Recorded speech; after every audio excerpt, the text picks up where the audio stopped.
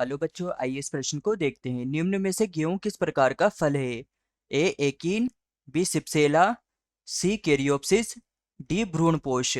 तो यहाँ पर हमें बताना है कि जो गेहूं का फल होता है ये किस प्रकार का फल होता है। तो हमारी मुख्य अवधारणा अवधारणा होगी कि फल क्या होता है। तो जो यह फल होता है, इस फल क्या होता है? तो फल एक प्रकार से निषेचित निषेचित परिवर्तित परिवर्तित अंडाशय होता है। अंडाशय होता है तथा ये अंडाशय ही आगे चलकर फल का निर्माण करता है। तो यहाँ पर प्रश्न ने हमसे पूछा था कि गेहूं किस प्रकार का फल है। तो जो गेहूं होता है यह गेहूं एक बीजपत्री होता है। एक बीज पत्री होता है तथा इस यह एक भ्रूणपोषी बीज होता है। यह एक भ्रूणपोषी बीज होता है, अर्थात यह अपने जो भ्रूण होता है उसको पोषण प्रदान करने का भी कार्य करता है। तथा इस प्रकार का जो बीज होता है या फल होता है, इस प्रकार के फल को कैरियोप्सिस फल कहा जाता है। इसको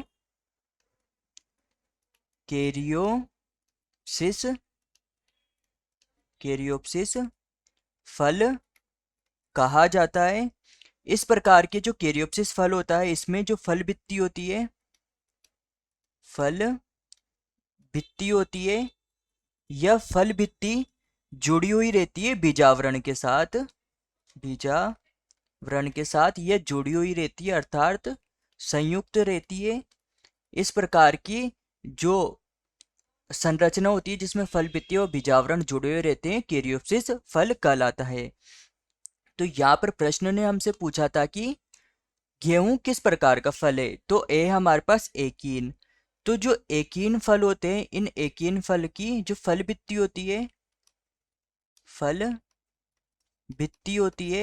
यह फल भित्ति जो बीजावरण होता है इससे अलग होती है, अर्थात ये एक दूसरे से जुड़ी हुई नहीं होती है। तो यह गलत हो जाएगा कि गेहूं एकीन है, क्योंकि इसमें जो फल भित्ति होती है यह फल भित्ति जो बीजावरण होता है इसके साथ संयुक्त रूप से जुड़ी हुई रहती है। बी है सिप्सेला। तो सिप्सेला कोई फल का प्रकार नहीं है, तो यह गलत हो जाएगा। सी है कैरियोप्सिस। तो हमारा उत्तर होगा सी कैरियोप्सिस, क्योंकि जो कैरियोप्सिस फल होते हैं इसी में फल भित्ति और बीजावरण संयुक्त रूप से जुड़े हुए रहते हैं, जो गेहूं के फल का लक्षण है। तो हमारा उत्तर होगा सी।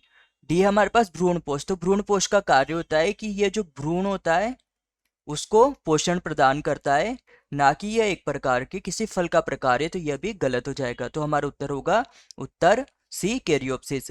तो यह हमारे प्रमुख सिद्धांत होगा कि फल पादप बीज को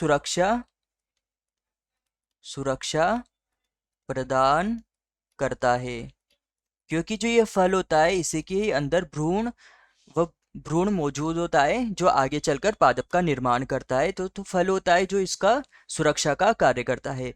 तो आशा है कि आप इसे चित्र समझ गए होंगे। धन्यवाद।